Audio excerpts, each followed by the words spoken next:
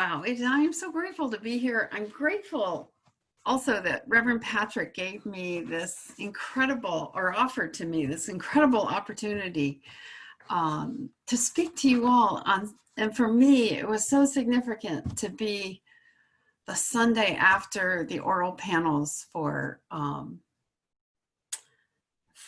these incredible people who have gone through all of this training.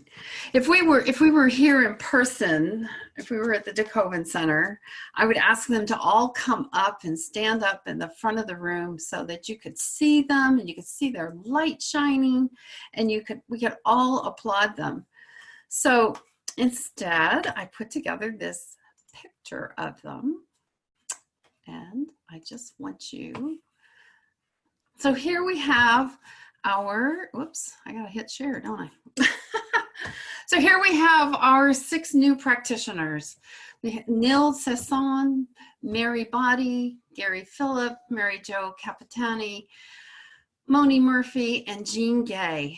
And I would just like right now for everybody to you can either applaud with your hands like this, you can do like we do in the online classes and go like this and send your great energy to them. Oh, my goodness. I feel like, the mother hen whose chicks have just left the nest and they're off on their own.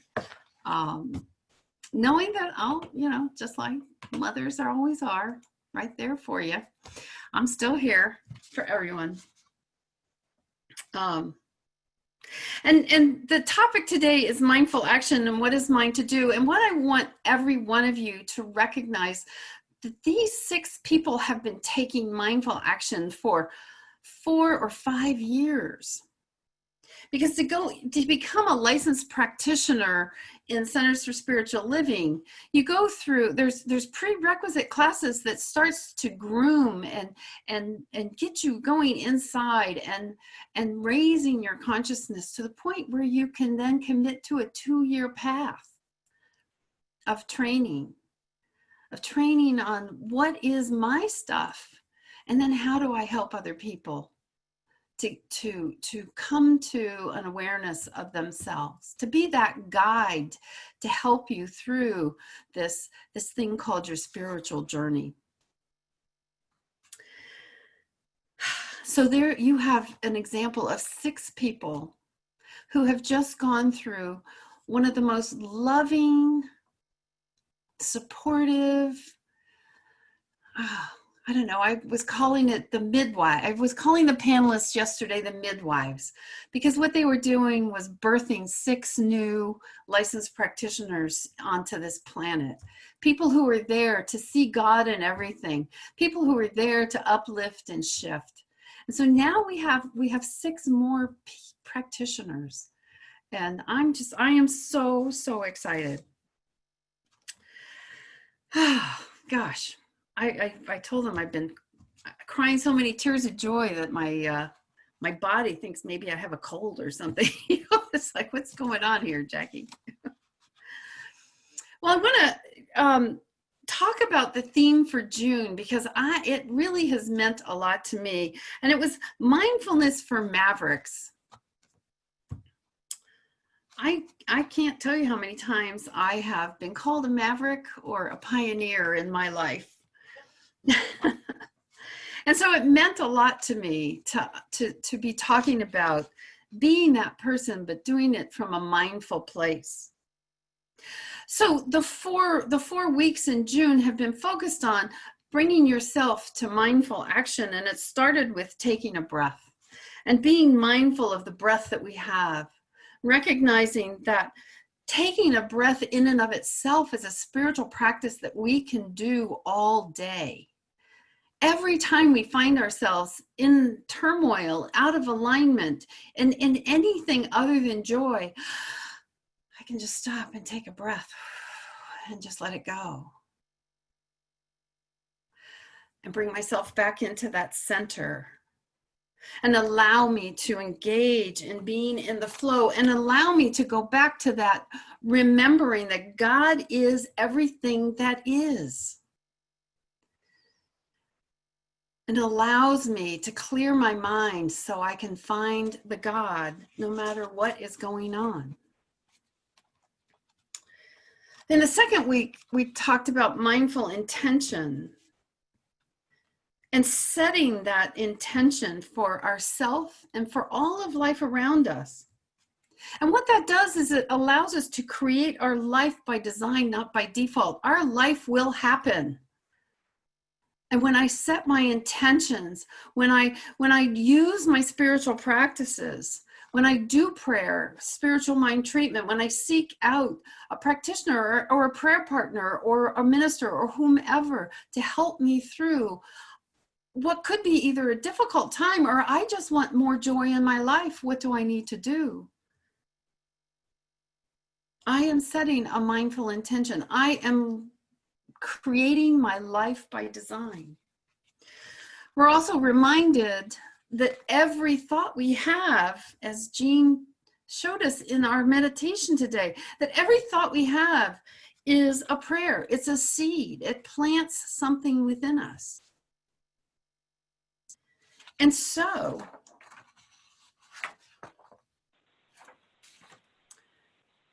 we need to think about what is in our hearts. In Proverbs 23:7, it says, for as he thinks in his heart, so he is.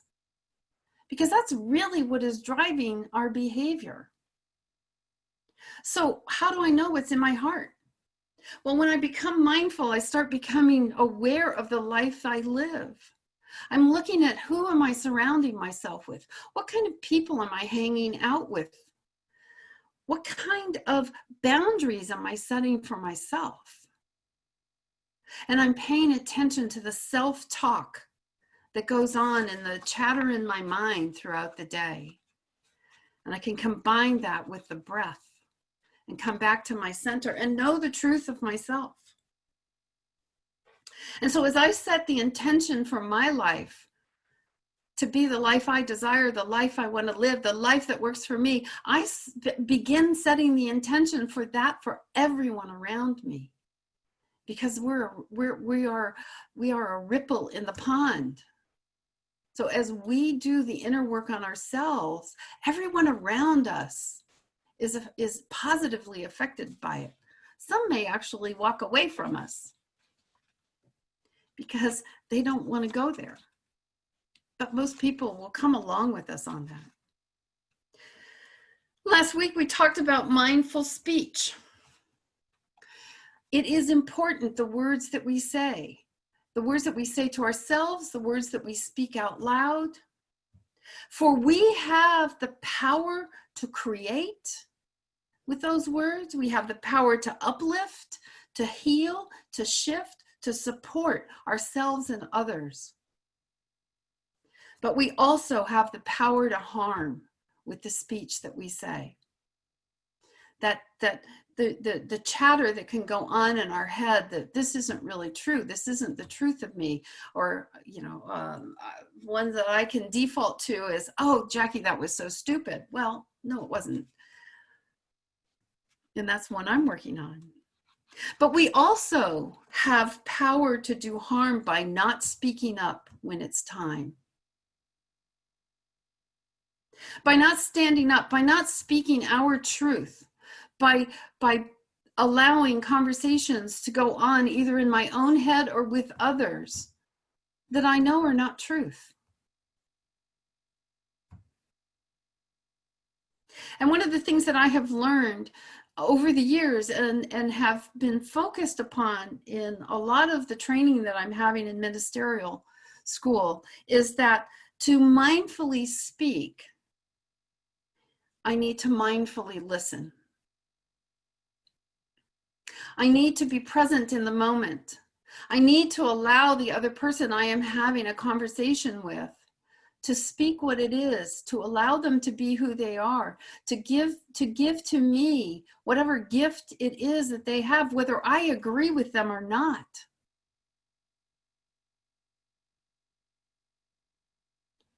It is up to me to be open to alternative ideas. It is up to me to be the example. I'm not there to change anyone's opinion. I'm only there to express my own. And so now this leads us to today's topic about mindful action and what is mine to do. In James 2:26, it says, faith without works is dead. I can have all the faith in the world. I can have the faith of God, or so think I do. And if all I do is sit there and pray, and I don't take action, then nothing's going to change. Ernest Holmes said in his book, Journey into Life, without vision, or work without vision is drudgery, but vision without work is self-deception. The well-balanced person can walk with his head in the clouds and still keep his feet solidly planted on the ground. Faith and work are ineffective when separated.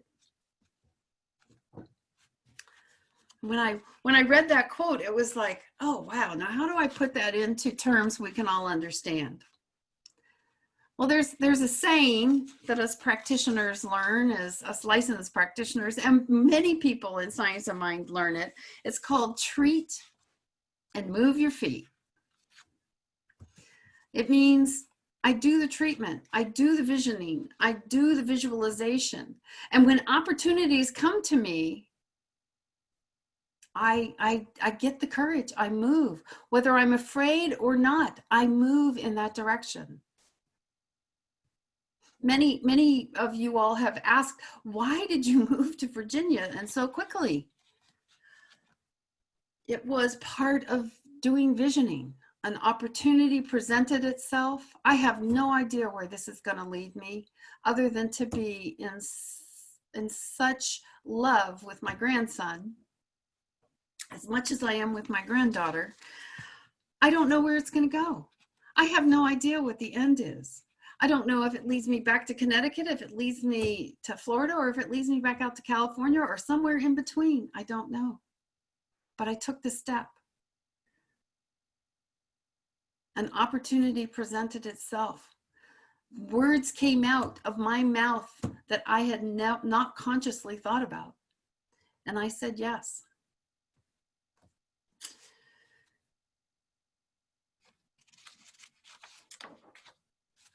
When we talk about faith without works is dead, an example that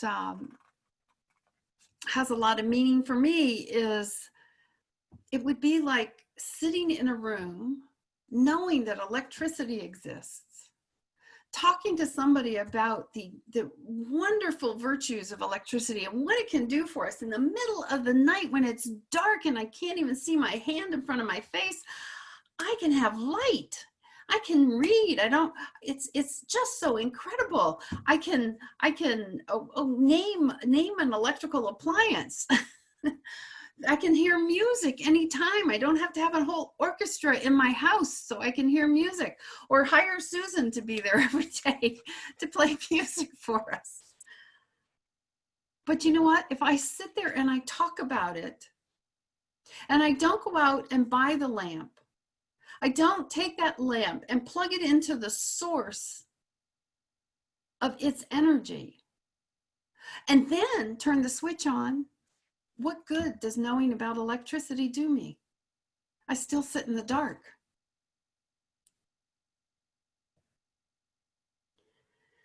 So there are many, many mindful mavericks that come to mind. There's many that we know. There's so many more that we don't know, that are not as famous, but some that come to mind are Jesus and Mother Teresa and Gandhi and Martin Luther King. And did they all just sit there and pray? Did they all just sit there and talk about what they believed? Every one of them took action. You know, in many places in the New Testament, Jesus says, "This I do, you will do more. You will do more than what I've done." But he didn't say, "You will pray more than I have prayed." He said, you will do more than I have done.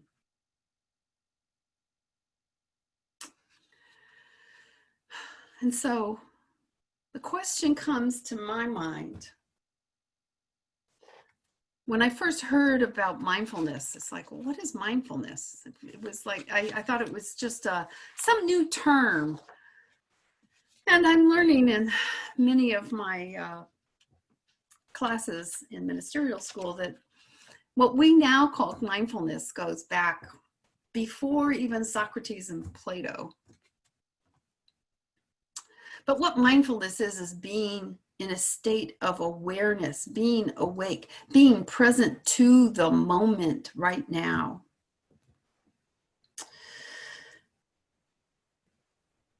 And there's a way to bring mindfulness into my life.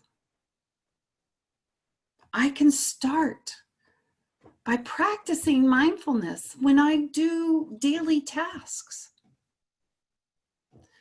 especially if they're ones that I don't normally really want to do, like washing the dishes or folding the laundry or sweeping the floor. It's incredible when you become present to that task, how connected you can become with the divine, rather than seeing it as, oh gosh, I'd rather just let that laundry sit in the basket and I'll deal with the wrinkles when I pick it out of the basket to wear. And if you're like me, then it's like, okay, which basket's clean and which basket's dirty, right? But in actuality, before I even knew about mindfulness, and when I was, so I've mentioned several times before that I had, a long time ago, I had a very short, very explosive fuse to my temper. And it didn't take much to pop me right off. And so one of the things I learned was to de-stress myself. And so I didn't realize I was using mindfulness, but folding laundry was one of those things that I started becoming mindful about. I just started paying attention to, instead of watching TV or, or whatever, I would just pay attention to the clothes that I was folding. It helped to bring me back to my center, and I didn't even know I had a center at that point. And I'm not talking about a CSL center, I'm talking about right here in the heart chakra. It would bring me back to that. When we do this, it trains us to be present to that connection and union with the divine, and we come to recognize it. And as we become more aware of what it feels like to be in that connection, it will afford us that opportunity to be in that connection in more complex, more stressful situations. Doing this, being mindful, paying attention in the moment when I'm doing a mundane daily task will also help me to develop a very deep awareness. An awareness of what really is mine to do. It becomes a meditation. And what happens is that what is mine to do will emerge naturally from within. In preparing for this talk today, there have been several people who have been brought up in the material that I was given, that CSL put out. And there was a person whose name I had never heard of. And his name is Bayard Rustin. I can't see everybody's hands, but if you've heard of Bayard Rustin, I congratulate you. He was he was a civil rights activist, and he was one of the advisors to Martin Luther King Jr. And he is actually the one who brought Martin Luther King into an awareness of Gandhi's peaceful practices, of taking action from a sense of love and peace. And And something that he is quoted with saying, I've heard in so many different ways, but I really love the way he says this. He says, the proof that one believes is in action. Now, I've also heard it as, your actions are so loud, I don't hear your words. And that's an important thing for us to pay attention to. So what is mine to do? What is mine to do? Well, if I really believe in this teaching, which I do to the depths of my soul, to the core of my being, to the, as Michael Beckwith would say, to the marrow in my bones, my mind to do is to become a mindful maverick and to let love lead the way. So what do I do to become a mindful maverick? Well, first of all, set your intentions. Set your intention. Set your intention every day. What kind of day do you want to have? Do you want to have a day of chaos? Because the universe will respond with a yes no matter what you say. And if you don't say, it's going to be randomly responding to all the thoughts that are going on in your mind. So let love lead the way. Come from love. And then meditate for divine discernment. So when I set my intention, I can do that with spiritual mind treatment. I can do that with affirmations. And then I can go into meditation and I can ask for divine discernment, to ask for divine guidance, and then take the action. And then the next instruction on this is to go back and repeat it again. Do it over and over and over.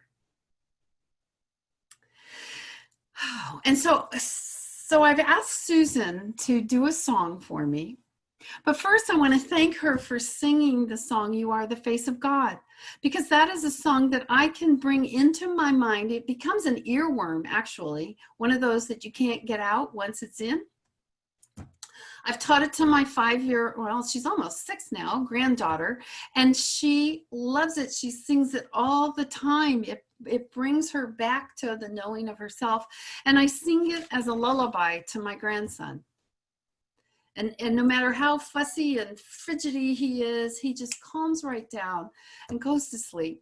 And instead of a half an hour nap, he'll take an hour and a half nap. Yay! So I have a song that I've asked Susan to sing for me. I'll let her introduce it. And knowing that we're all muted, please feel free to sing along. I wish we were together so we could all sing it together. Thank you, Jackie.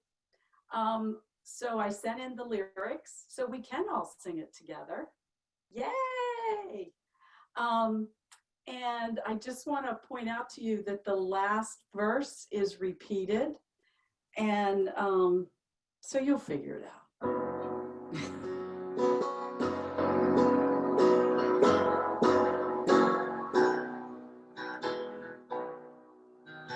Love is my decision. It's up to me to give of my heart. Love is my decision. No one else can tell me to start. And once I decide to change my mind, God will show me how. Love is my decision. My decision right here and now. Love is my decision. It's 11 It's o'clock. up to me to stand on that bridge. Love is thy decision. No one else can make me forgive. And once I decide to change my mind, God will show me how. Love is my decision right here and now. Love is my decision. It's up to me to dance down that road. Love is my decision. No one else can lighten my load. And once I decide to change my mind, God will show me how. Love is my decision right here and now. Okay, take it home. Here we go. Love is my decision. It's up to me to dance down that road. Love is my decision. No one else, nobody can lighten my load. And once I decide to change my mind, God will show me how. Love is my decision right here and now. Right now, people, right now. My decision right here and now.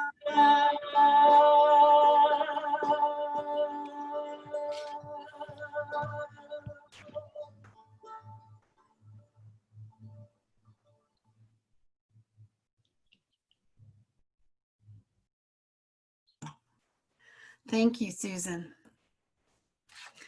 So that's something I can do right now. I can make the decision to come from love. And once I do that, God will show me how. As I was studying Mindful Mavericks, there was another person, her name is Martha Graham. She was a choreographer who changed the world with modern dance, and her techniques are still taught today. She taught for 70 years. And after going through this beautiful ceremony with these 6 new licensed practitioners from yesterday, as I sat down and read this, I had cut this out of my talk and decided I needed to bring this back in. Because this is what she said, and I say this to the 6 of you, and I say that to everyone on here, to every person on here. There is a vitality, a life force, an energy, a quickening that is translated through you into action. And because there is only one of you in all of time, this expression is unique. And if you block it, it will never exist through any other medium, and it will be lost. The world will not have it. It is not your business to determine how good it is, nor how valuable, nor how it compares with other expressions. It is your business to keep it yours clearly and directly, to keep the channel open. And we can do that by choosing love. I also want to leave you with a thought from Ernest Holmes, and this is from Living the Science of Mind. Daily, we should state that we are guided and directed into right action.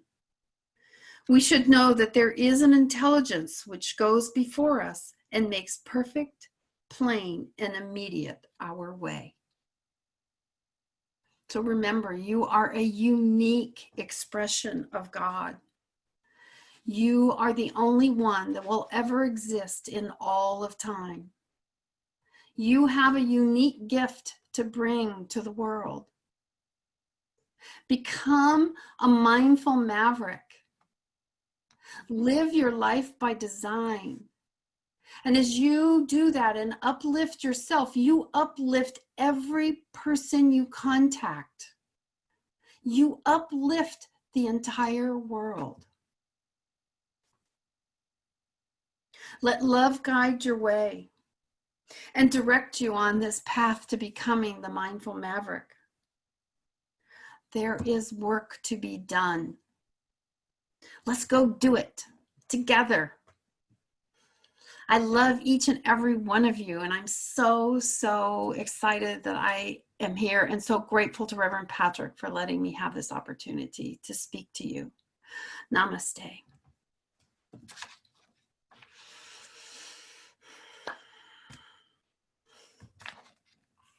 My favorite part.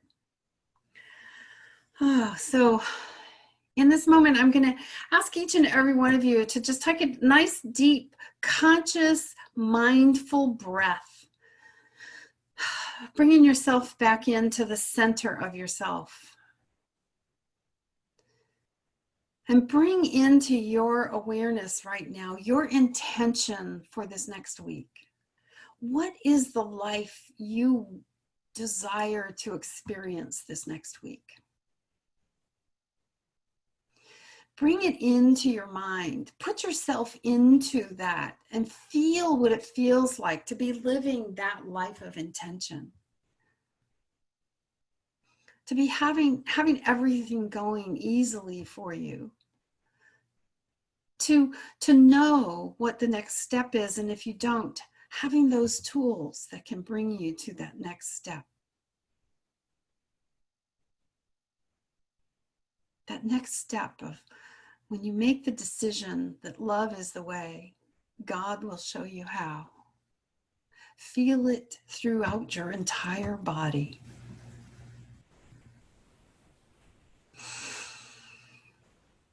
And I say this prayer for each and every one of us.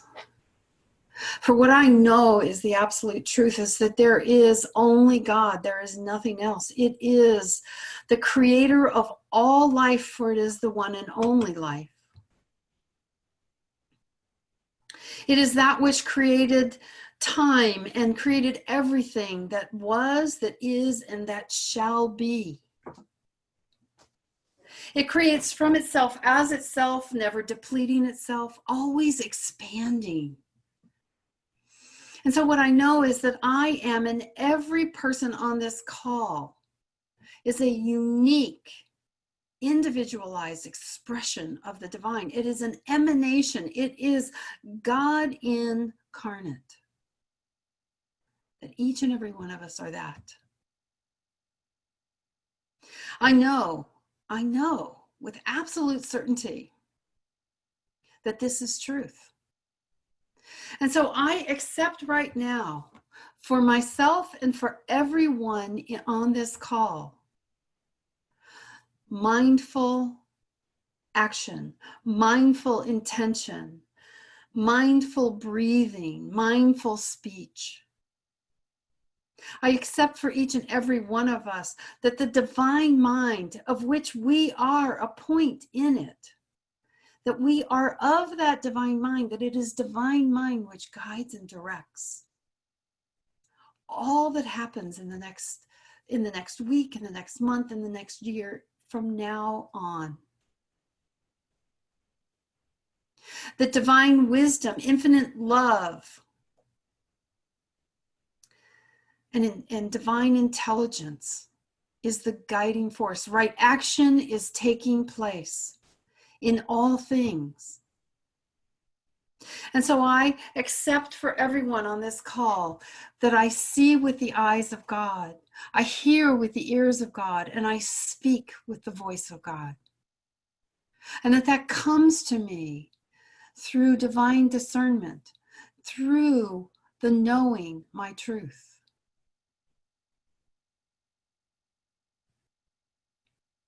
I know that there is no spot where God is not.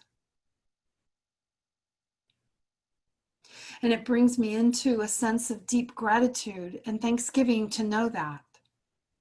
For in knowing that, I can take that mindful breath.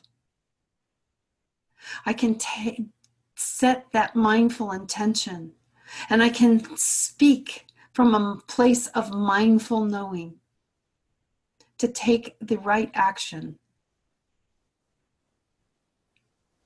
And that in knowing this, whether there is fear or not, I move forward, for I know that there is no such thing as fear. It is only a lack of love. And so I turn to love, make the decision to come from love, and God shows me the way. It is deep gratitude from which I speak this, knowing this truth, holding it at the highest level in my consciousness for myself and for everyone on this call.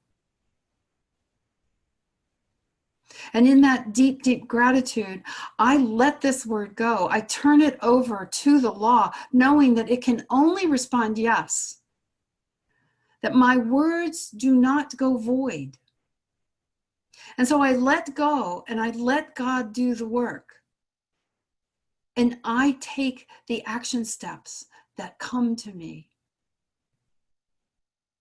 And in letting go, I just know this to be truth and claim it to be so, and invite you to join me in saying, and so it is. And so now it is that time for us to get the law of circulation working, to